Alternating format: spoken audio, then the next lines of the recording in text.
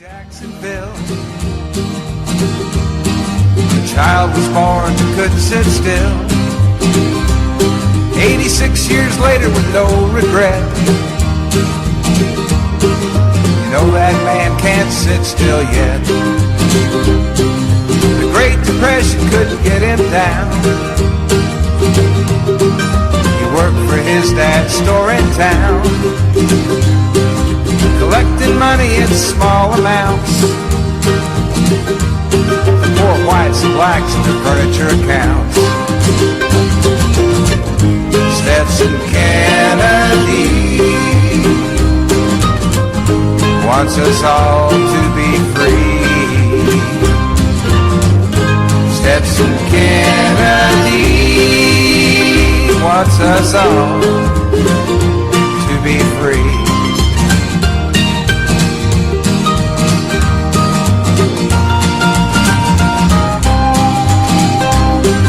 As he'd collect, he'd talk to folks. He'd hear legends, tales, songs, and jokes.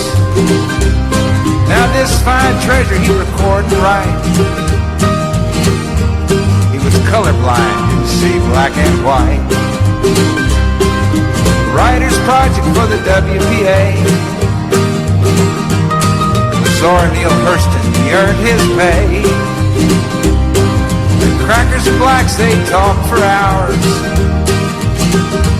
It was a barefoot history in this land of flowers. The week that was, on the 6th of October 2018, beaming from WBRN Radio and over the Boston Red Network. Very interesting week here, the Kavanaugh hearings. The conclusion will be later today with his confirmation, no doubt.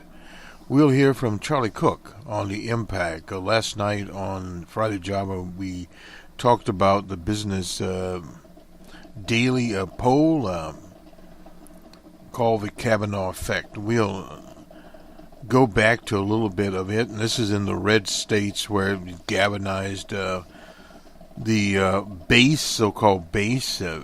DJ Trump was in Mississippi yesterday, was it Thursday? He was in Minnesota, in the southern part of Minnesota. People were lining up at 5 o'clock, more than a 12-hour wait to see DJ Trump. But the Kavanaugh episode was a very interesting episode. We have here in the Washington Post a headline, "The Ultimate Fighter, How Trump Helped Shift Momentum in Favor of Kavanaugh." That in itself, the headline, is a misrepresentation of what Trump was able to do. You could have literally sent a monkey to Mississippi to excite the people in Mississippi, the base in Mississippi, that is. And in some of these other very conservative districts, North Dakota comes in mind. But what this was an inter-party fight, basically within the Republican Party. Now, you had some people that were called moderates. Now, if they were in the day of Tricky Dick, Richard Nixon, they would be in conservatives like Collins of Maine. But when you start talking about these people, you can go to various ones. In fact, Jeff Flake, he was a flake. He flaked out. He put up a very good show, his righteous indignation, etc., of Kavanaugh. And in the end, he supported Kavanaugh. Why? Because the Republican Party is a business party. That's the thing to remember. This was all about the business of business. Kavanaugh is going to be a business judge. Now, yes, there'll be some social factors in there, I suppose you call them, but they're primarily economic factors, such as Roe v. Wade and its impact on women. This whole Kavanaugh thing circled around women. Then we've looked at the polling. Republican women, many of them still favor Kavanaugh. So this in itself is nothing new. So if you look at the characters there in this so-called fight, it was within the Republican Party. That's what it was all about. He was supposed to be a shoo-in. Dr. Ford appeared there and gravitized the nation in favor of the rights of women. Now, did the Me Too movement have that much effect on the Republican Party? No, because the Republican Party is diametrically opposed to the Me Too movement. And this is one of the things that we looked at when the Kavanaugh nomination came up.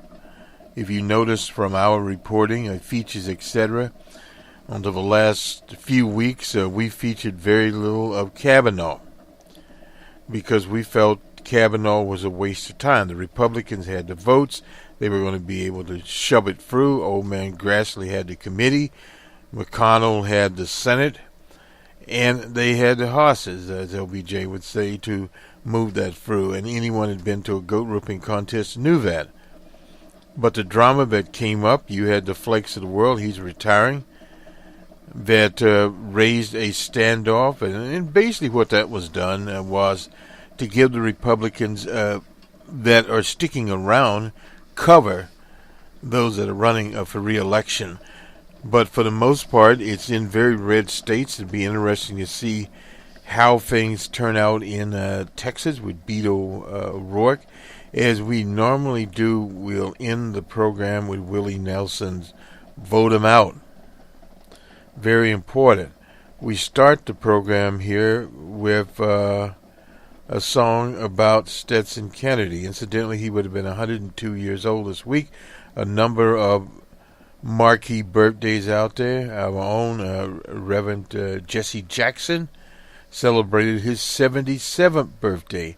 And Jesse is still out there keeping hope alive. Period. With Parkinson's disease added in. So the one thing to remember about the whole Kavanaugh mess, as H called it, is that it tells people that it is struggle, and we're not talking about 1 year, 2 years, one election, the 2018 and 2020. This thing will go on. Barack Obama once said it would take several presidents, not of the Trumpian types, that will determine which way this nation goes. The nation itself, with the tariffs out there and that sort of thing, locked into a battle. Supposedly they have an agreement with Canada and Mexico. The Creative Commons people have come out talking about in this so-called new trade agreement. They renamed it. It's not NAFTA anymore, but a new name, a new deal. And a lot of it will depend on what Mexico does. Mexico will, in December, inaugurate a progressive Emmanuel Obrador. And in Canada, there is a progressive prime minister there, a social democrat, Trudeau. But with all these people mixed in with this so-called treaty, we don't have the devil in the details, as Harry Reid would say. But what we do know, it has, as anything does, as any issue, positives and negatives. In other words, it's dialectic. It's not static, it's dynamic. And one of the provisions in it would raise the standard wages of Mexican workers to roughly $16 an hour. I'm assuming they're using U.S. currency there. That's a lot of pesos. Will that happen? How will that be phased in? Well, in the final negotiations, we'll find out that factor. But back to the nomination and the so-called shift of momentum here. And this is where the monopoly papers play into the hands of, the regressive forces.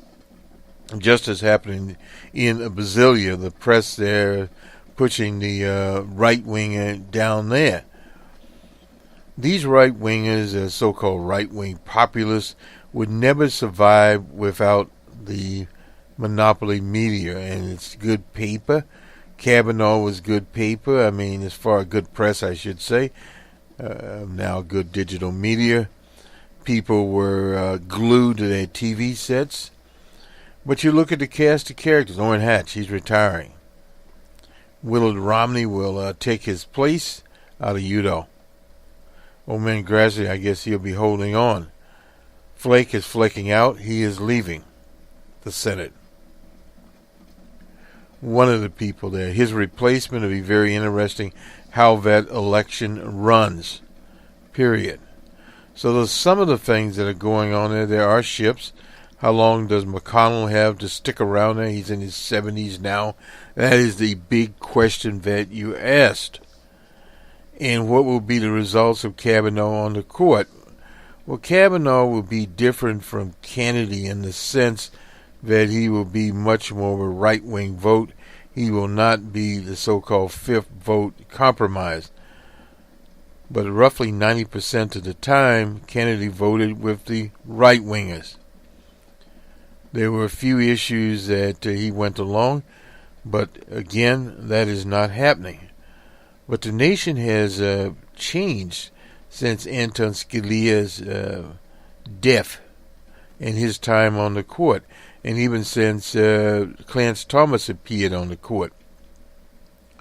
The types of conservative values, and this is the whole situation with Kavanaugh. The American Bar Association basically concluded Kavanaugh was nothing more than a political hack. But why was Kavanaugh teaching at Harvard? That's a very good question. Period. So there are a lot of things here that need to be flushed out. And as far as the Democrat opposition, the progressives, most progressives realized a long time ago with Flake and these other characters, Colin, that she could not be relied upon. She's basically a Republican, a business type. And she doesn't face re-election, I believe, till 2022. She's not up for re-election in the next cycle. That'll be 2000. So by then, who knows? The nation will be changing. It would all be in 20 if Trump decides to run for re-election. If that is possible, his polling numbers are going down. Incidentally, we have Numbers Man coming up. That is our macroeconomics program. We partner with Crescent Analytics. The job numbers were subpar, but also that is a result of lower unemployment rate, 3.7 now. And one thing to remember about when you start talking about unemployment rates, when they get historically low for now, we used to talk about it when ARPA Occam was around 2.2, 2.3 as quote-unquote full employment. And that would settle at the natural rate. I'm getting into the wrong soapbox here. But those are the kinds of things that we'll be seeing in the future. And now that some of the results of the tariffs are kicking in, the retailer Walmart and several others have raised their prices. They're passing on the extra cost to the consumer. We'll be looking to see during the holiday season how that affects the consumer. No doubt deep discounting will have to occur to get people to buy things, I should say, stuff. So those are some of the immediate repercussions.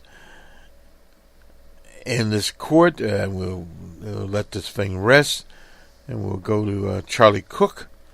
But this whole court thing, Roe v. Wade, affirmative action, that has been just about dissolved. They'll finish that up. Roe v. Wade, we're not certain what they'll do. They're talking about abortions. And abortions, you now have the pill. That procedure is becoming more out of date as we move along. And various other things. Where the fights will be is unionization, the right to work states, what happens in Michigan. Will they get a legislature there and a more progressive governor to turn back some of the things that Gateway Snyder was able to do in Michigan and prepare for 2020? Does make a difference there. This is why people need to get out and vote in great numbers. Period. I don't want to steal Charlie Cook's thunder, but basically this fight gravitated around some of the, with the exception of Women's March, it had all to do with it. Some of the older coalitions, it was not spinned as well as it could have been. Dr. Ford was not prepared by her attorneys as well as she should have been. But the impact was there, and other women that had been assaulted. Connie Chung came out, even old Marianne Conway, is that her name? Whatever her name is, came out and said she'd been assaulted. All these people have been assaulted, but they didn't put it in to this type of a person here is an assaulter himself. So Bill Cosby is sitting in jail, and old Kavanaugh will be going to the Supreme Court. Let's go now to, we'll make it to Charlie Cook.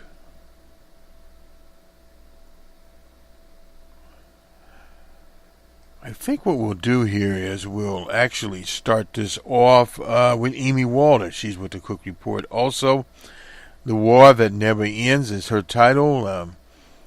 The vote on Kavanaugh is likely to be taken this weekend, but the impact of the battle over his confirmation is likely to have a short and long-term consequences. As for the short term, the consensus seems to be building among both Democrats and Republican strategists that this fight is not good for Democrats. Currently holding are candidates hoping to win in red districts or states. And while the issue should help Democrats to solidify the gains they've made with women in the so-called professional suburbs, it's not clear that it is doing anything to mobilize the youth and Latino votes, which need to win the Senate in South Texas, Los Angeles County, or Florida. Recent polling by the New York Times. This is the Center College found that Kavanaugh's support to be lower in the suburban districts where Trump is already very unpopular, but higher in districts where Trump has higher approval ratings. For example, polling taken late last week in suburban Twin Cities, that's in Minnesota too, pegged DJ Trump's job rating at 38% and support for Kavanaugh at 43%. The nominee there is Angie Craig, is leading this Jason Ludd 51 to 39. But in more conservative-leaning Cincinnati suburbs, is Ohio 1. Trump is more popular at 48% approval rating and is supported by Kavanaugh by 51%. As Steve Charbot is ahead of the Democratic opponent by 9 points. Did you notice something else? Look at Trump's job approval rating. The share of vote for the Republican candidate, support for Kavanaugh are basically all within a couple of points of one another. In other words, one's opinion on Kavanaugh is closely tied to one's opinion of the president. If you approve of the president, you support Kavanaugh. If you dislike Trump, you don't support Kavanaugh. The better voters view Trump, the better the GOP candidates stand. Want some exceptions in Washington 8, the open seat as suburban Seattle. The New York Times Upshot poll taken at the end of last week pegs Trump's job rating approval at 45%. The nominee there, Dino Rossi, was at 45% in a head-to-head match with his Democratic opponent. In places like suburban Chicago or Philadelphia, where Trump's approval rating is in the high 30s or low 40s, opinions about Kavanaugh fall roughly in the same place. For example, 29 Republican-held seats currently rated as toss-ups And an understanding of the political terrain suggests that the president is above water, or close to 50% in close to half of those districts. I'm thinking places like upstate New York. Tyranny is up there. That's New York 22. Downstate Illinois. That's Mike Bose. Downstate Illinois. Are an open seat in Topeka, Kansas. These are places where a fight that breaks out along purely partisan, polarized lines isn't going to be helpful for the Democratic candidate. These are places where Democrats want to nationalize the election. In fact, Democrats running here are stressing their independence and a willingness to forge pure partisan allegiances. What we don't know, of course, is where all the energy that we are seeing on the right and on the left goes once the nomination fight is over. And Charlie Cook basically the same thing. Just look at how Democrats and Republicans responded to the passage of the Affordable Care Act in 2010. That's Obamacare. Republicans never stopped fighting the battle, while Democrats were never willing to engage in defending the territory they captured.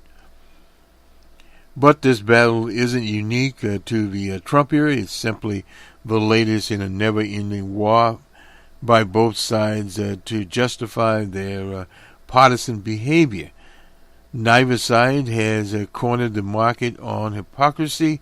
It is hard to take Republican claims of Democrats operating in bad faith seriously when Republicans held up the nomination of Merrick Garland, martyr to conservative judge, much of 2016. It's hard to reconcile the Democrats' universal cry, "I believe her," with the terrible treatment many showed to Anita Hill. Well, Anita Hill was a Republican. Now, Monica Lewinsky, incidentally, has a new movement going. She has changed her Twitter label to include some of the names that she has called. And Paula Jones. Let me explain something about Paula Jones. Paula Jones was on class. Paula Jones was a working class woman that was living in California from rural Arkansas. Meanwhile, voters aren't making their distinction on policy or procedures or hypocrisy either. Instead, they are rallying behind their team. Well, this is what you saw with Collins there. There is no time for nuance. There is only time for war. Well, supposedly what the analyst here, Miss Walter, is saying, Miss Walter,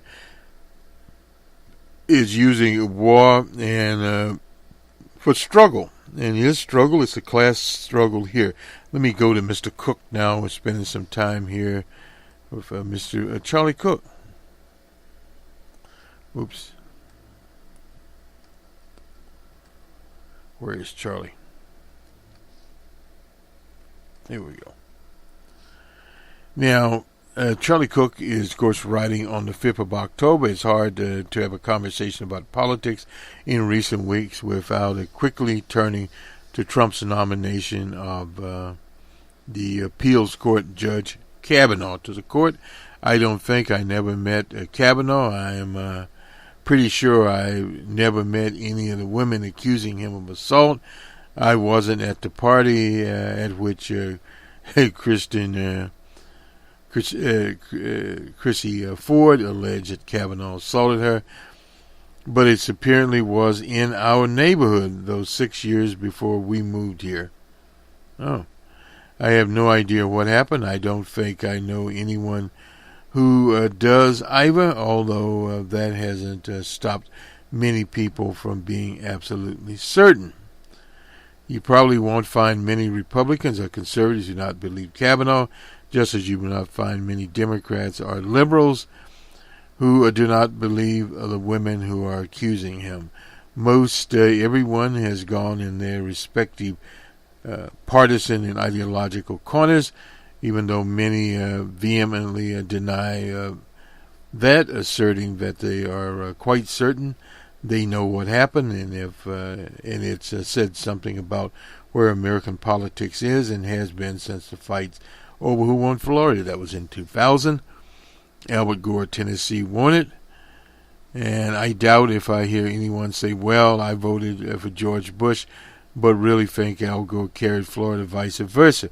People ask what impact you think the Kavanaugh nomination will have on the midterm elections. My hunch is considerably less than most people seem to believe. It's doubtful that many people who are planning to vote Republican are now, because of this, going to vote Democrat or vice versa. Keep in mind that roughly 90% of the partisans, Democrats or Republicans, vote pretty much down the line with their party. Just about 80% of those independents who lean towards either party end up voting down the line for their candidate of that party. Narrow little sliver of pure independents who don't lean either way and is in the mid-single digits. Most of them don't vote. The real change for Kavanaugh saga could be in a turnout, but it's not clear what the difference it will make. Democrats and liberals in certain segments of women are already pretty much energized. Still, one could make a case that the blue Democratic wave is actually a pink wave, as we are seeing surging numbers of women voters and donors and candidates this year. One way to capture the energy level by measuring many people are voting in either party is the Pew Research Center conducted a primary vote in 31 states that have had partisan primaries so far, and found that 10.7 million votes had been cast in the Republican primary, up 24% since the last midterm election. That was 2014. But that 13.6 million had voted Democrat in the primaries, up 84% since 2014, the midterms. In a midterm is a very good year for Republicans. 1.2 million more people voted in GOP primaries, though of July of this year, 2.9 million more have voted in Democratic primaries. Tells you something about that. If the primary voters go to the general election, it'll be very interesting, since there is, at least until the past few weeks, a pronounced energy and intensity gap between the two parties, with Democrats and liberals considerably more trunked up than Republicans and conservatives. Kavanaugh might narrow that gap a little bit, but there are indications in polling that much of the narrowing has happened, and that there's been considerable complacency amongst many Republican voters, particularly those in the Trump base. Well, no doubt about that, they'll be licking their wounds. If someone were to argue that the Republican majority in the House is pretty much gone, I couldn't dispute that premise. We are still talking about human behavior and things that could change, but probably not, barring some catastrophic world event.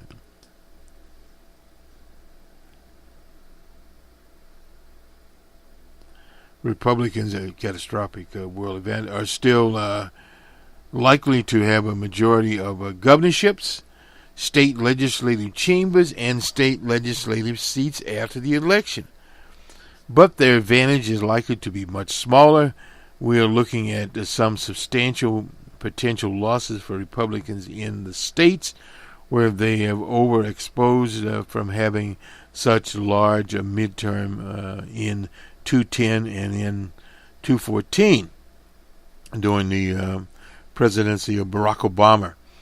In the Senate race, it remains unclear which party, if either, will gain or lose even one seat. This looks like a gigantic Democratic way, but with 13 of 16 of the most competitive races in red states that Trump carried, most of these battlegrounds are relatively high elevation states and above sea level, and the way may be less decisive. This story originally was published in the National Journal on the 2nd of October.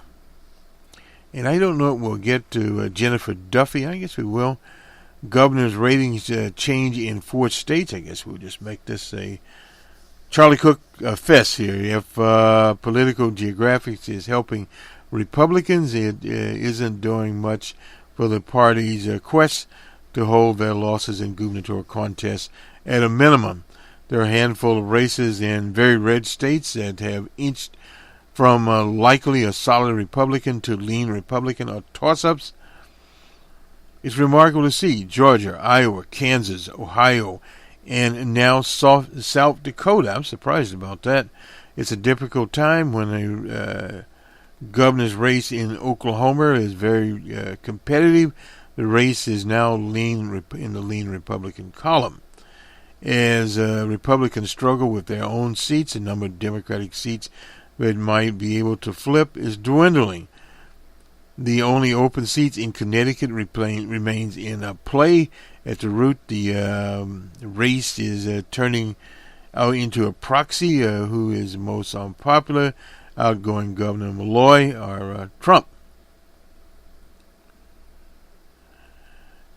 Free races in lean Democratic columns. It would seem that in Oregon, that's Kate Brown is seeking a full term, is the most competitive in the year when political landscape favors Democrats. An open seat in Colorado, that was the one that Hickenlooper used to have, and in Rhode Island. Now in Illinois, that is Bruce Ramers is trailing another billionaire, J.D. Pitker's anywhere from 16 to 22 points. So there was just no race there. In 9 Republican-held seats, a toss-up. Kate Reynolds, she's in Iowa. Boss Walker in Wisconsin, plus open seats in Florida, Georgia, Iowa, Kansas, Maine, Nevada. Now, will that Maine thing, well, anyway, we'll see. And South Dakota, open seats in Oklahoma, is now leaning Republican. This means Republicans go into the final month of the campaign with half of their 26 seats at risk. Out in Alaska, that's Bill Walker there, is seeking a second term in a free race there between Walker, Republican Delaney, and the Democrat there, Mark Borchich. By all accounts, Dunleavy is leading the field, followed by Walker and Borchich. And the race is a lean Republican column. In other words, between Walker and Mark Borchich, they're divided up. He one time was in there. Generally, this cycle races are being fought on issues that are bread and butter, contests for state chief, jobs, economic growth, taxes, health care, infrastructure, such as potholes.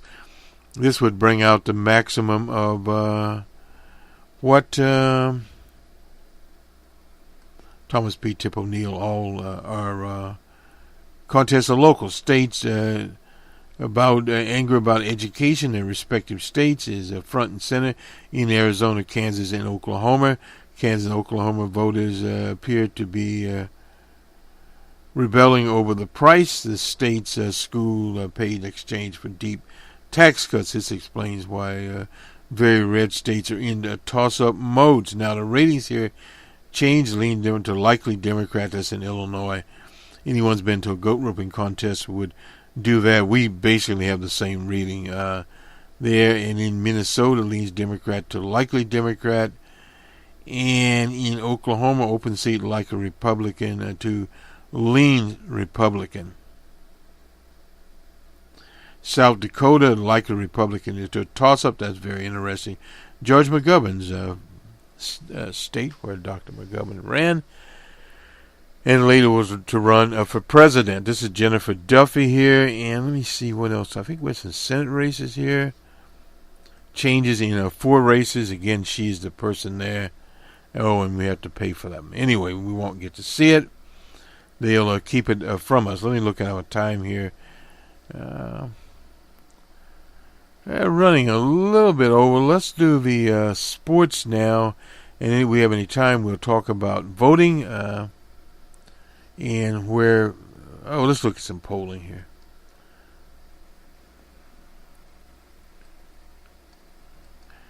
And Real Clear Channel. We just have one out today. This is New York Times Senator poll. Harris, that is in North Carolina, 9th District. Not sure about where that is. And a slew of polls out of California. One of those last night won't go again. So we'll see on the Monday morning quarterback if we have more fixed interest. Let's bring up the sport, and it'll be all about the playoffs. Last night, Chris Sale helped deliver a critical Game 1 win for the Bo Sox. And now David Price is up, and we'll see where that all goes. With the Sox, Game 2 of the 5-game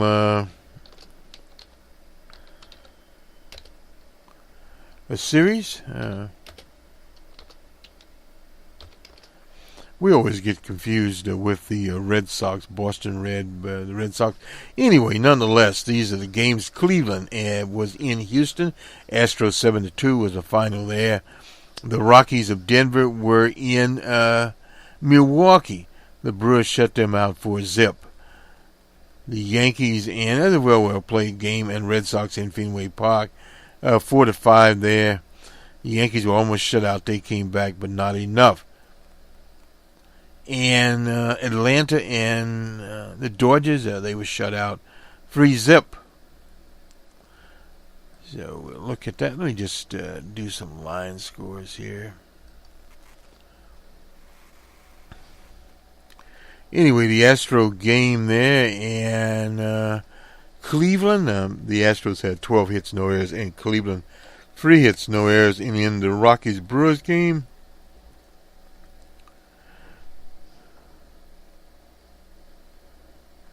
the Rockies had 5 hits. The Brewers had 4 runs and 9 hits and 1 error, still on the game. And in the Boston Yankees game, the Yankees actually out-hit the Sox. The Yankees had 5 runs and 10 hits, no errors. And the Red Sox had 5 runs and 8 hits. Mr. Sale was the winner. Mr. Hap was DJ Hemp was the was the loser. Mr. Kimbo got the save. That's for Boston. Now the Atlanta and Dodgers game. Atlanta had 3 hits, no runs, and the Dodgers had 3 runs and 5 hits. Mr. Kershaw, of course, won that game. Mr. Jensen got the save. And later today, I think we can just do it this way.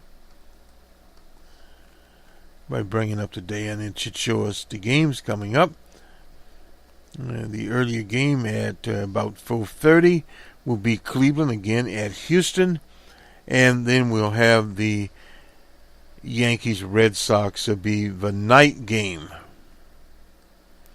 And it's a travel day for the National League, Sunday. The Brewers will be in will be in Denver, and the Dodgers will be in Atlanta. This will be game 3 there. The peculiar situation is when you're down 2-0, you got to win the next 3 games.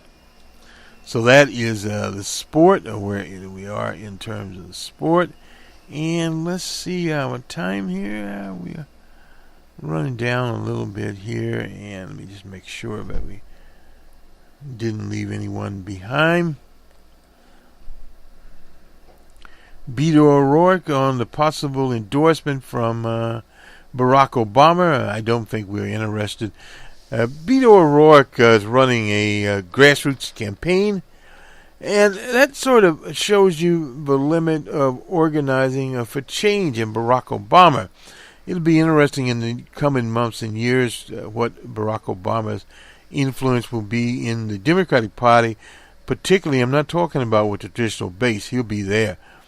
But with people like Beto O'Rourke, a different type of Democrat. He's running against Ted Lyon Cruz there, and we'll see how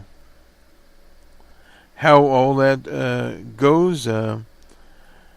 Some of the endorsements include 5 candidates in the House, 6 vying for the Congress, including O'Rourke's likely Democratic successor, the former El Paso County Judge Veronica Escobar. So I think these are some people that he endorsed. This is Barack Obama, and as far as he's concerned, it doesn't really matter, period. Now, Ted Lyon Cruz accepted help from DJ Trump's son, who campaigned for Cruz in Wichita Falls, Texas. The president also announced an event with Cruz sometime this month in what he would be the biggest stadium in Texas. Supposedly, well, they have to get pretty big, because Beto O'Rourke had 50,000 people at his particular stadium that he was at. On the Monday Morning Quarterback, we'll have the voting and where it is going. Voting security, I should say. Incidentally, we had a special show on a moderate Republican in the 3rd District of Minnesota, Paulson versus Phillips. Very interesting race there. And we just have to get this ad in. Paulson evidently did not. He's the Republican, so-called moderate. He's actually a conservative Republican that didn't have town meetings. He had them on the telephone. Interesting there. But anyway, you have to listen to this one. Paulson takes piles of money from Big Pharma and votes to erode essential health care protections. So, the most likely place to find him is at a big pharmaceutical company. And that's where I went. I was prepared to stay there for weeks. It took 7 minutes. I was so shocked when I saw him walking by. I almost dropped the camera, but I got it. Visual proof. So take it from me, Bigfoot. Eric Paulson really exists. And Phillips for Congress. Thought this would be very funny. This will do it for us. We'll reappear on Monday morning, the Monday Morning Quarterback, talking no doubt a little bit about how Kavanaugh got confirmed, the Sunday talk shows, and the playoffs. Baseball playoffs, being a baseball person, be very interesting. We'll get more in depth about Major League Baseball and these playoff opportunities as we finish up the 5. Got 2 games in the American and 2 games in the National, and move towards the league championship, which incidentally is 7 games. And then, of course, the World Series, and we're already at the 6th of October.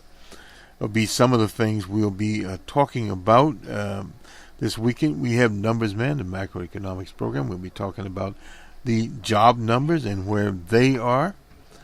And we'll have an open source report. We've had it in the can. It's about 90% finished. And we'll finish it up this weekend also. Have a good weekend, everyone. We'll talk to you on the Monday Morning Quarterback. As Paul Harvey would say, good day.